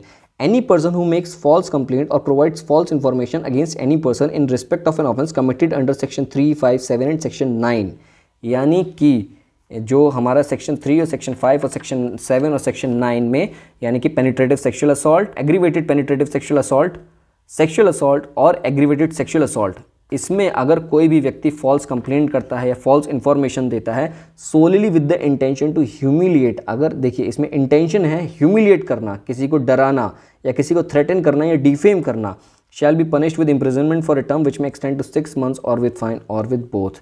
यानी कि अगर ये फॉल्स या वेक्शियस केस है जिसमें खाली जो इंटेंट है किसी व्यक्ति को परेशान करने की, डिफेम करने की, थ्रेटन करने की या उसका एक्सटॉर्शन करने की, तो उसमें जो पर्टिकुलर पर्सन जो फॉल्स इन्फॉर्मेशन दे रहा है उसको 6 महीने की सज़ा मिलने का प्रावधान इस एक्ट में दे रखा है। Section 22 clause 2, where a false complaint has been made or false information has been provided by a child, no punishment shall be impose to such child. अगर बच्चा ही अगर फॉल्स इन्फॉर्मेशन देता है तो उस पर्टिकुलर बच्चे को सज़ा नहीं मिलेगी। क्यों नहीं मिलेगी? वैसे तो सेक्शन 22 के हिसाब से उसे मिलनी चाहिए, बट यहाँ पे जो चाइल्ड का जो है उसमें आईपीसी में हमने देखा डॉली इनकेपैक्स, यहाँ पे वो प्रोविज़न लागू हो सकता है। उसके अलावा अगर जो हमारे जो लीगल प्रोविजंस हैं उसमें कहीं ना कहीं एक्सेप्शन है, तो इस हिसाब से इस एक्सेप्शन से हमें इसे देखना होगा। Whoever not being a child makes false complaint or provides false information against a child, knowing it to be false, thereby victimizing such child in any of the offence under this act, shall be punished with imprisonment which may extend to 1 year or with both, or with fine or with both। अगर किसी child को victimise करने की कोशिश की गई है इस एक्ट में, तो जो कि फॉल्स इन्फॉर्मेशन है, तो भी सज़ा का प्रावधान है। Procedure for media, this is very important, procedure for media, because media का आप कुछ नहीं कर सकते। तो section 23 procedure for media, media को क्या गाइडलाइंस फॉलो करनी चाहिए, क्या क्या रिपोर्टिंग कैसे करनी चाहिए, इसके बारे में समझाया गया है सेक्शन 23 में। आप किसी भी पत्रकार से, किसी भी जर्नलिस्ट से पूछेंगे, उसको इसके बारे में कुछ भी नहीं पता होगा। कई बार सुप्रीम कोर्ट ने जजमेंट दिए हैं, कई बार फाइन इम्पोज किया है, तब जाके लोगों ने आइडेंटिटी, जो विक्टिम्स होते हैं, चाहे वो रेप सर्वाइवर्स हों या पॉस्को एक्ट में हों, उनकी आइडेंटिटी रिवील तब जाके रोकी है, वरना इस चीज़ को रोक नहीं पाते थे अच्छे मीडिया हाउसेस भी, शायद ब्रेकिंग न्यूज़ के चक्कर में, या जो भी उनका इशू रहा हो, जो भी जर्नलिस्टिक एथिक्स उनके रहे हो। तो सेक्शन 23 को हम समझते हैं। No person shall make any report or present comments on any child from any form of media or studio or photographic facilitates without having complete and authentic information which may have the effect of lowering his reputation or infringing upon his privacy। यहाँ पे privacy का ख्याल रखा गया है कि बहुत जल्दबाजी में जब तक आपके पास कोई authentic information नहीं है या complete जानकारी नहीं है, तो आप उस पर कमेंट नहीं करेंगे। ये मीडिया को समझना होगा, जो कि इस सेक्शन में एज अ लीगल प्रोविजन समझाया गया है। तो अब इसके अलावा हम सेक्शन 23 में सेक्शन 23 क्लॉज 2 में देखेंगे। No report in any media shall disclose the identity of a child. Identity of a child वो नहीं डिस्क्लोज करना है मीडिया को, including his name, address, photograph, family details, school, neighbourhood और any other particulars which lead to disclosure of the identity of the child. तो identity को यहाँ पर सिक्योर किया गया है, प्राइवेसी को सिक्योर किया गया है, जो मीडिया इन्फ्रिंज नहीं करना चाहिए मीडिया को, ये इसमें साफ साफ लिखा हुआ है सेक्शन 23 में। ठीक, अब इसके बाद हम देखेंगे provided that for reasons to be recorded in writing the special court competent to try the case under the act may permit such disclosure if in its opinion such disclosure is in the interest of a child। Special court permission दे सकता है अगर ये जो disclosure जो है वो child के भले के लिए है, चाइल्ड के इंटरेस्ट के लिए है। तो अब हम देखेंगे सेक्शन 23 क्लॉज 3। द पब्लिशर और ओनर ऑफ द मीडिया और स्टूडियो और photographic facilities shall be jointly and severally liable for the acts और ओमिशन ऑफ हिज एम्प्लॉई। ऐसा नहीं है कि एंकर गला फाड़ रहा है तो खाली एंकर ही होगा, नहीं, इसमें जो है जॉइंट लाइबिलिटी होगी। जो मीडिया हाउस का ओनर है वो तक भी लाइबिल हो सकता है, जो फोटोग्राफिक है, स्टूडियो फैसिलिटीज़ वाले हैं, वो भी सब लाइबिल हो सकते हैं। इसमें ये साफ साफ दिखा गया है। अब देखें section 23 clause 4। Any person who contravenes the provision of subsection 1 or subsection 2 shall be liable to be punished with imprisonment of either description for a period which shall not be less than 6 months but may extend to 1 year or fine or with both. Chapter 6 procedure for recording statement of the child. जो statement है बच्चे की वो कैसे record करी जाएगी, उसका क्या प्रोसीजर है, इस पर्टिकुलर चैप्टर में हम समझेंगे। Section 24 recording of a statement of a child. The statement of the child shall be recorded at the residence of the child और at the place where he usually resides और at the place of his choice and as far as practicable by a women police officer not below the rank of sub inspector. जो statement record किया जाएगा child का इस पूरे POCSO offence में जो section 24 में डिफाइंड है, वो उसके घर पे होना चाहिए। अगर घर पे नहीं तो जनरली वो कहाँ रहता है वहाँ, या फिर उसकी कन्वीनियंस के हिसाब से रिकॉर्ड करना चाहिए, उसकी चॉइस के हिसाब से रिकॉर्ड करना चाहिए। और प्रैक्टिकलिटी ये होगी कि अगर इसमें जो रिकॉर्ड करेगा स्टेटमेंट वो कोई महिला पुलिस ऑफिसर हो, लेकिन सब इंस्पेक्टर के रैंक से छोटी नहीं होनी चाहिए। इसमें section 24 clause 2 the police officer while recording the statement of the child shell not be in uniform. Uniform में नहीं होना चाहिए, इसका बहुत असर पड़ता है यूनिफॉर्म का। यूनिफॉर्म एक डिटरेंस क्रिएट करता है आम आदमी की लाइफ में भी, जो बहुत बड़े बड़े लोग हैं, जो जवान हैं, उनकी लाइफ में भी। तो कहीं ना कहीं बच्चों की लाइफ में भी एक यूनिफॉर्म जो है वो एक डिटरेंस क्रिएट कर सकता है, एक डर क्रिएट कर सकता है, जिससे कि वो अपनी बात जो है वो सही से नहीं कह पाएंगे। सेक्शन 24 क्लॉज 3 में हम देखेंगे the police officer making the investigation shall while examining the child ensure that at no point of time child come in the contact in any way with the accused। जो investigation कर रहा है उसकी ये जिम्मेदारी है कि वो किसी भी पॉइंट ऑफ टाइम में accused के सामने उस बच्चे को नहीं लाएगा। वरना वो डिटरेंस क्रिएट होगा। ये आप रिकॉर्डिंग ऑफ जहां एविडेंस रिकॉर्ड होंगे वहां पे भी ये चीज देखोगे आप, इसका प्रभाव। Section 24 clause 4, no person shall be detained in police station in the night for any, no child shall be detained in the police station in the night for any reason. किसी भी बच्चे को डिटेन नहीं किया जाएगा police station में रात में किसी भी कारण की वजह से।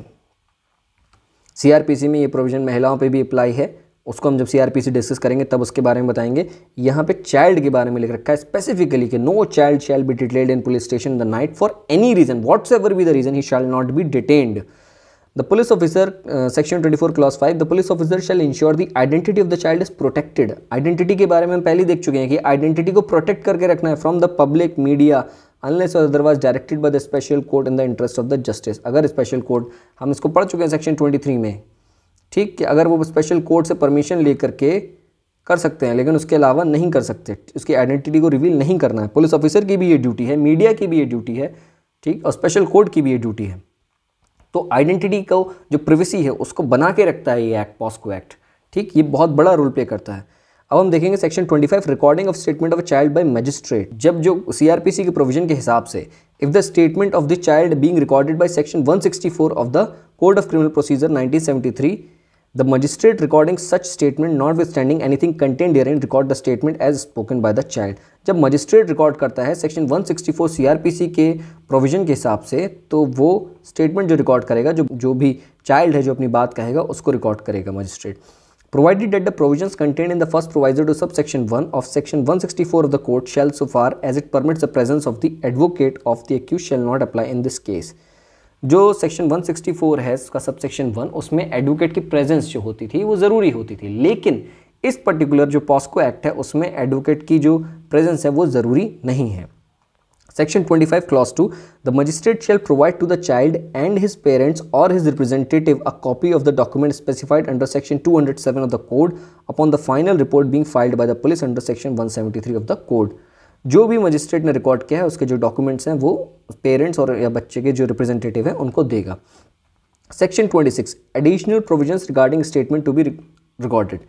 The magistrate or the police officer, as the case may be, shall record the statement as spoken by the child for in the presence of the parents of the child or any other person with whom child has trust or confidence। जो 26 में additional statement दे रखे कि magistrate हो या police officer हो जो record करेगा, जो भी बच्चा जो कह रहा है उसके बाद जो स्टेटमेंट जो रिकॉर्ड किए जाएंगे वो पेरेंट्स के प्रेजेंस में रिकॉर्ड किए जाएंगे। अगर मान लीजिए बाई चांस हम देखते हैं कई सारे जो केसेस आते हैं, अभी आज ही रिसेंटली मैं केस देख रहा था बार एंड बेंच पे, तो उसमें जो पॉस्को एक्ट में जो केस था जिसमें जो फादर था वही मेन एक्यूज था, उसने उस पर्टिकुलर चाइल्ड को उसके साथ रेप कमिट किया था उसका और उसको प्रेग्नेंट कर दिया था।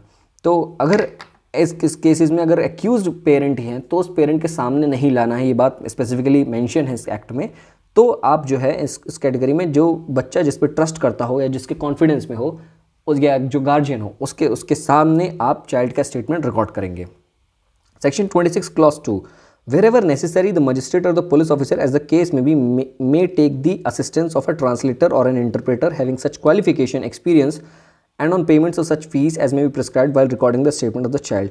अगर ज़रूरत है किसी ट्रांसलेटर की या किसी ऐसे व्यक्ति की जो स्टेटमेंट लेने में मदद कर सके तो उसके बारे में इस पर्टिकुलर सेक्शन में मेंशन है। सेक्शन 3 में अगर हम देखें section 26 clause 3, the magistrate or the police officer as the case may be in the case of a child having a mental or physical disability. अगर किसी चाइल्ड को मेंटल या फिजिकल डिसेबिलिटी है तो जो है असिस्टेंस ले सकते हैं मजिस्ट्रेट और पुलिस ऑफिसर स्पेशल एजुकेटर की या ऐसे एनी या उस पर्सन की जो ऐसे मैटर में डील करता हो, मैनर ऑफ कम्युनिकेशन, बच्चों के मैनर ऑफ कम्युनिकेशन को समझता हो या एक्सपर्ट हो इस फील्ड का, having such qualifications, experience and on payment of such fees as may be prescribed to record the statement of the child। Section 26 clause 4, wherever possible the magistrate or the police officer as the case may be shall ensure that the statement of child is also recorded by audio video electronic means में कोशिश करेंगे record करने की। Medical examination of the child section 27, ये important है। Medical examination of the child in respect of whom any offence has been committed under this act shall not withstanding that a first information report or complaint has not been registered for the offence under this act be conducted in accordance section 164A of the Code of Criminal Procedure। In case the victim is a girl child, medical examination shall be conducted by a woman doctor। The medical examination shall be conducted in the presence of a parent of the child or any other person in whom the child reposes trust or confidence। Where in case the parent of a child or other person referred to in subsection 3 cannot be present of any person during the medical examination of the child, the medical examination shall be conducted at the presence of a woman nominated by the head of the medical institution.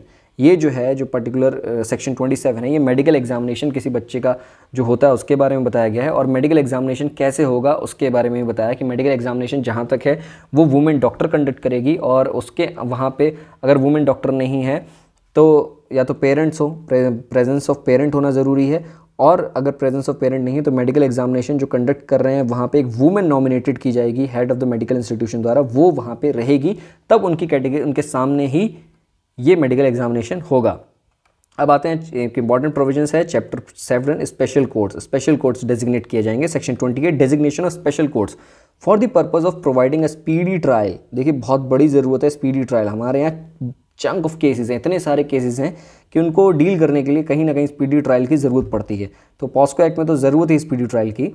For the purpose of providing a speedy trial, the state government, it is the duty of the state government, shall in consultation with the Chief Justice of the High Court, by notification the official gazette designated for each district a court of session to be a special court to try the offence under this act.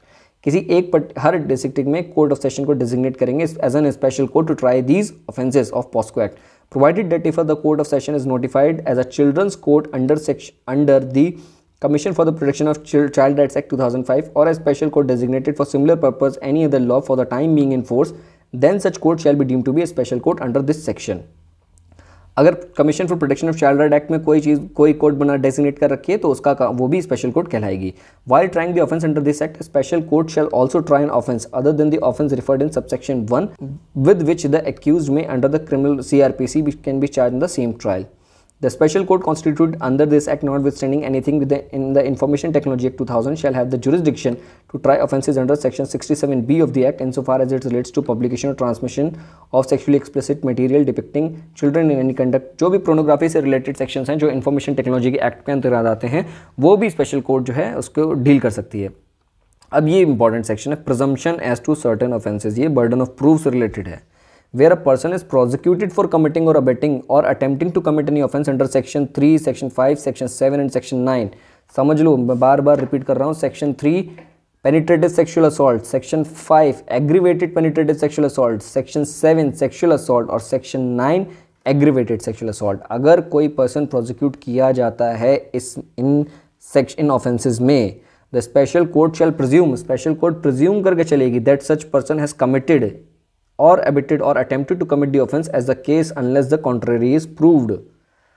ये उस particular accused के ऊपर liability दे दी गई है कि उसे prove करना है कि उसने ये पर्टिकुलर ऑफेंस कमिट नहीं किया है। कोर्ट जो है वो प्रिज्यूम करके चलेगी कि उसने ये पर्टिकुलर ऑफेंस किया है।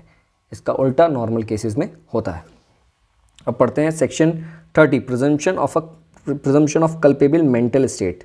If any prosecution for any offence under this act which requires a culpable mental state on the part of the accused, the special court shall presume the existence of such mental state, but it shall be a defence for the accused to prove the fact that he had no such mental state with respect to the act charged for the offence in prosecution.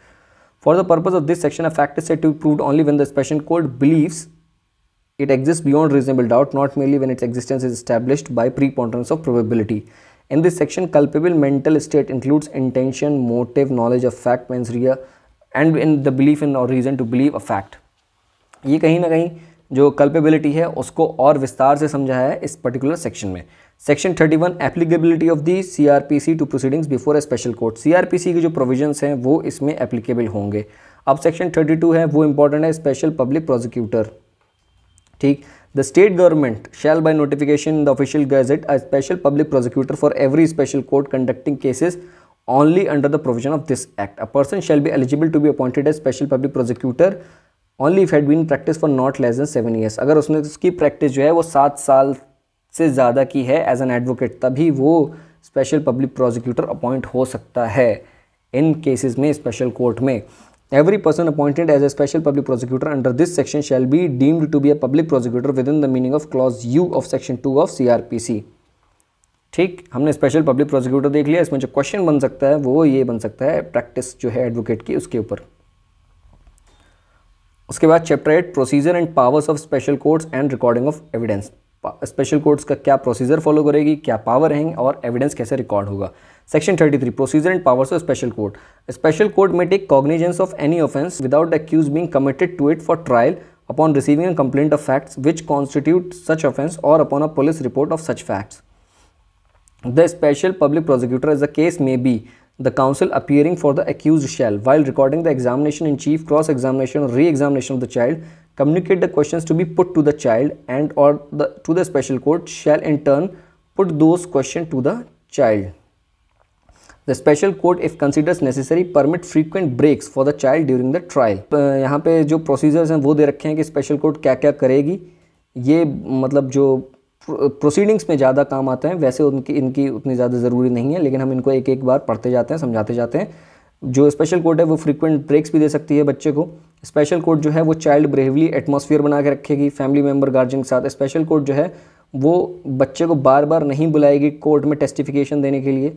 Clause 6 special court shall not permit aggressive question on character assassination. जो character assassination होता है, जैसे rape cases में होता है, तो उसमें आप देखेंगे कहीं ना कहीं, हालांकि ये बार है कि आप करेक्टर असैसिनेट नहीं कर सकते, लेकिन ये जो है क्रॉस एग्जामिनेशन और री एग्जामिनेशन में करेक्टर असैसिनेशन तक बात कहीं ना कहीं पहुंच जाती है। लेकिन इसमें स्पेशली बार किया गया है कि करेक्टर असैसिनेशन आप नहीं कर सकते, किसी बच्चे की डिग्निटी के साथ आप नहीं खेल सकते कोर्ट के अंदर, ये इस बात में पर्टिकुलर दिखाया गया है।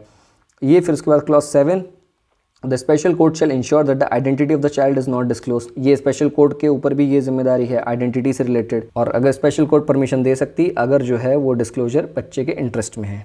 आइडेंटिटी को एक्सप्लेन किया गया कि आइडेंटिटी जो है सिर्फ बच्चे का नाम नहीं होती, उसकी फैमिली, स्कूल, रिलेटिव्स, नेबरहुड, ये सारी इंफॉर्मेशन भी होती है। Section 33 clause 8 in appropriate cases the special court may, in addition to the punishment, direct payment of such compensation as may be prescribed to the child for any physical or mental trauma caused to him for immediate rehabilitation of the child। जो compensation है वो directly दे सकते हैं। वो हमने पढ़ा है कि कई जो सारे ऑफेंसेज हैं उसमें कॉम्पनसेशन की बात की गई है, जो कि विक्टिम के रिहेबिलिटेशन पे खर्च होने की बात है, वहाँ पे इसको और एक्सप्लेन किया गया है। क्लॉज 9 में subject to the provision of this act a special court shall for the purpose of the trial of any offence under this act shall have all the power of the court of session and shall try such offence as if it were a court of session and as far as may be in accordance with the procedure specified in CRPC। Special जो court है उसके पास court of session की भी power होंगी और CRPC में जैसे जो प्रोसीजर्स लिखे हैं उसको वो फॉलो करेगा। अब हम पढ़ते हैं section 34। Section 34 procedure in case of commission of offence by child and determination of age by special court.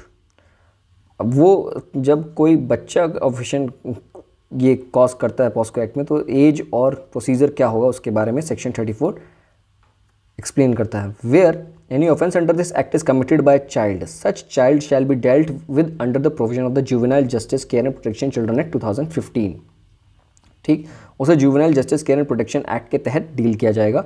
If any question arises in any proceedings before the special court weather a person is child और not, such question shall be determined by the special court after satisfying itself about the age of such person, and it shall record in writing its reasons for such determination।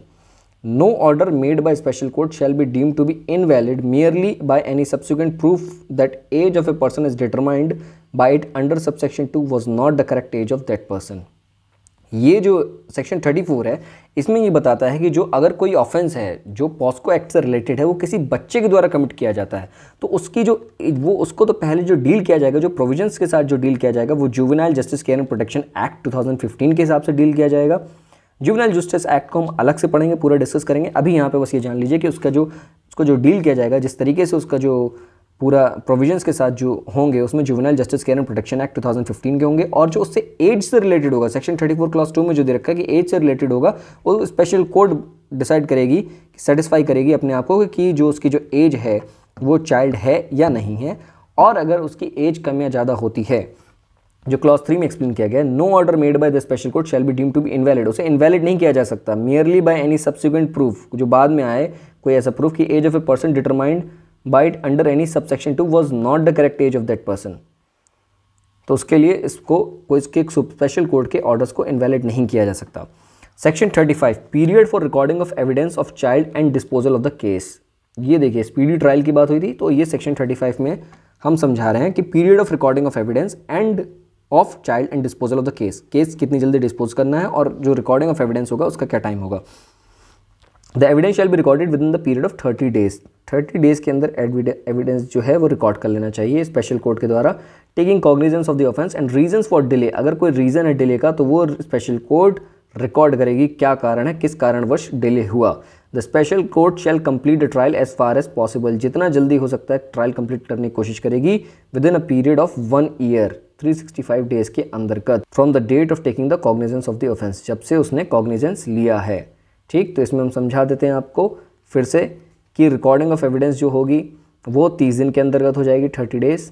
ठीक, उसके अलावा जब court cognizance ले लेगी, cognizance जब ले लेगी तो उसके 1 साल के अंतर्गत ये जो ट्रायल है उसको ख़त्म करने की कोशिश की जाएगी। Section 36, child not to see the accused at any time of testifying, इसको मैं पहले भी डिस्कस किया था, मैंने बताया था कि आपको हम आगे डिस्कस करेंगे, तो यही वही है। Child not to see the accused at any time of testifying, जो बच्चा है और जो एक्यूज्ड है वो आमने सामने नहीं आएंगे। ये स्पेशल कोर्ट की जिम्मेदारी है कि जो बच्चा है और जो एक्यूज्ड है उनको आमने सामने नहीं लाना है। Section 36, child not to see the accused at any time of testifying, the special court shall ensure the child is not exposed in any way to the accused at the time of recording of evidence को record करने के time भी, while at the same time ensuring that the accused is in a position to hear the statement of the child and communicating with his advocate.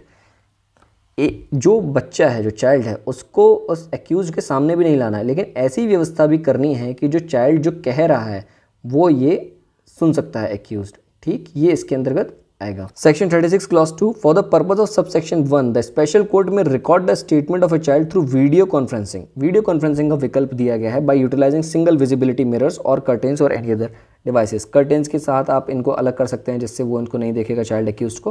Video conferencing भी एक माध्यम है। इसमें माध्यम के बारे में बताया है कि क्या क्या चीज़ें हो सकती हैं। Section 37, trials to be conducted in camera, जो कैमरा में ट्रायल कंडक्ट हो सकता है presence of parents of child और any the person whom the child has trust और कॉन्फिडेंस। फिर उसके बाद सेक्शन 38 है असिस्टेंस ऑफ एन इंटरप्रेटर और expert while recording the evidence of a child.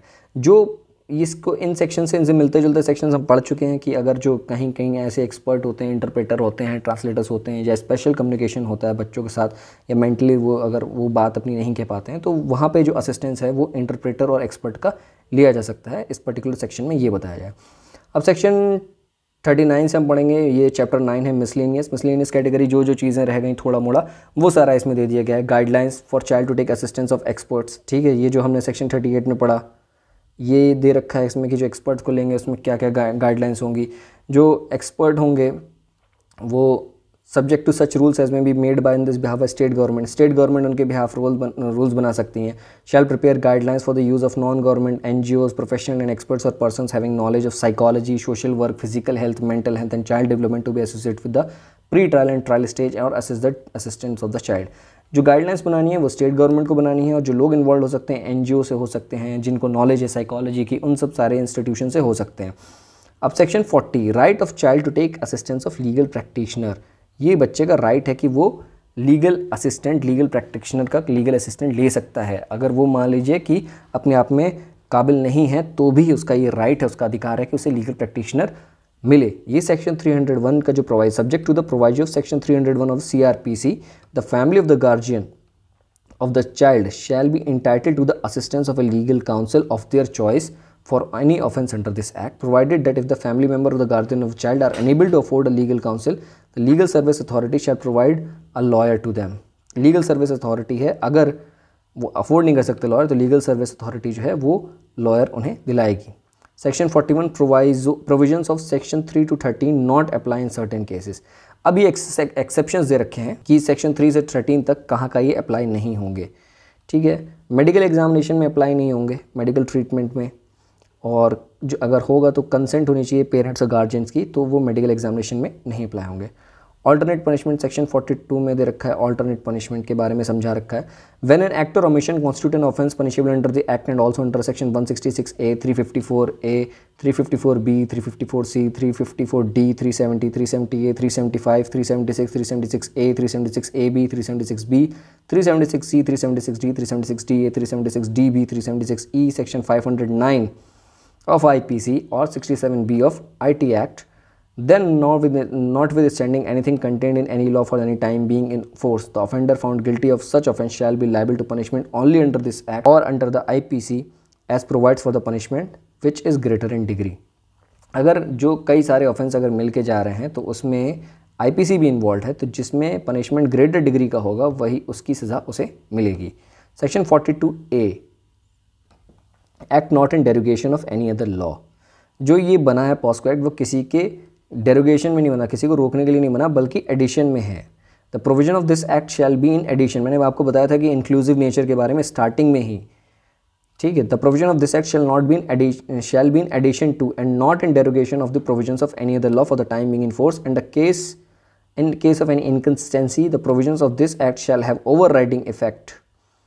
The provisions of any law shall the extent of inconsistency, ठीक। Section 42A के बारे में बताया। Public awareness about act, section 43 public awareness के बारे में बताया गया है, जिसमें सेंट्रल गवर्नमेंट की ड्यूटी है, स्टेट गवर्नमेंट की ड्यूटी है कि इसको वाइडली पब्लिसाइज करेंगे, लोगों को बताएंगे पॉस्को एक्ट क्या होता है, बच्चों के राइट्स पता चलेंगे, गुड टच बैड टच जो आप एडवर्टीजमेंट भी देखते हुए गवर्नमेंट को, वो ड्यूटी है सेंट्रल गवर्नमेंट और स्टेट गवर्नमेंट की, वो उस पर्टिकुलर ड्यूटी को डिफाइन किया गया है सेक्शन 43 में। इसके बाद हम देखेंगे section 44 monitoring of the implementation of the act. अब जो एक्ट है उसका इम्प्लीमेंटेशन को मॉनिटर करने की जिम्मेदारी है national commission protection of child rights constituent जो हुआ है उसकी, और जो स्टेट कमीशन है उसकी। ये जो पॉस्को एक्ट है उसके मॉनिटरिंग करेंगे, ठीक। और section 45 power to make rules, जो protection of children from sexual offences rules 2020 है, उसी के आधार पर जो सेक्शन 45 है उससे ही सेंट्रल गवर्नमेंट को जो सेंट्रल गवर्नमेंट है वो ऐसे रूल्स बना सकती है जो कि जिसका काम होगा कि जो डिफ़िकल्टीज़ आ रही हैं इस पूरे सेक्शन के जो पॉस्को एक्ट को अप्लाई होने में उनको दूर करना, ठीक है। हम इस बार इसको समझते हैं कि central government may by notification the official gazette make rules carrying out for the purpose of this act in particular without prejudice the generality of the foregoing powers such rules provide all for implementing namely the manner of deleting और destroying और reporting about pornographic material, कोई भी pornographic material जो collect हुआ है उसको कैसे destroy किया जाएगा, manner of reporting about pornographic material कैसे रिपोर्ट किया जाएगा, the qualification experience fee payable to translators और एक्सपर्ट जो रखे जाएंगे उनकी क्या फीस होगी, care and protection of emergency medical treatment of the child, जो इमरजेंसी और केयर उसे मिलेगी मेडिकल उस चाइल्ड की उसके बारे में, कॉम्पनसेशन के बारे में। तो यहाँ पे जो भी रूल्स बने हैं वो इसमें आप अगर पढ़ना चाहो तो पढ़ भी सकते हो। टोटल 12-13 प्रोविजंस हैं, 2 फॉर्म है। वो protection of children from sexual offences rules 2020 हैं, वो पुराने वाले जो रूल्स थे उनको रिपील करके नए रूल्स बने हैं 2020 में, तो उनको आप पढ़ सकते हो। Section 46 power to remove difficulties, ये लास्ट सेक्शन है।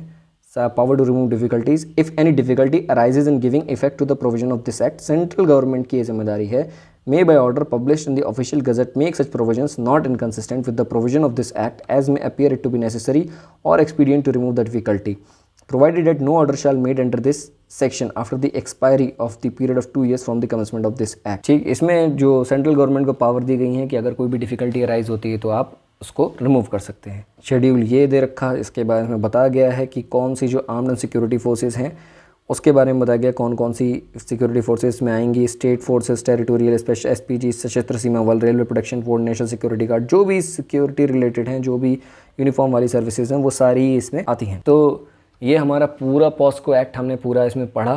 उम्मीद है आपको समझ में आया होगा और मेरी एक कोशिश थी पॉस्को एक्ट आपको समझाने की।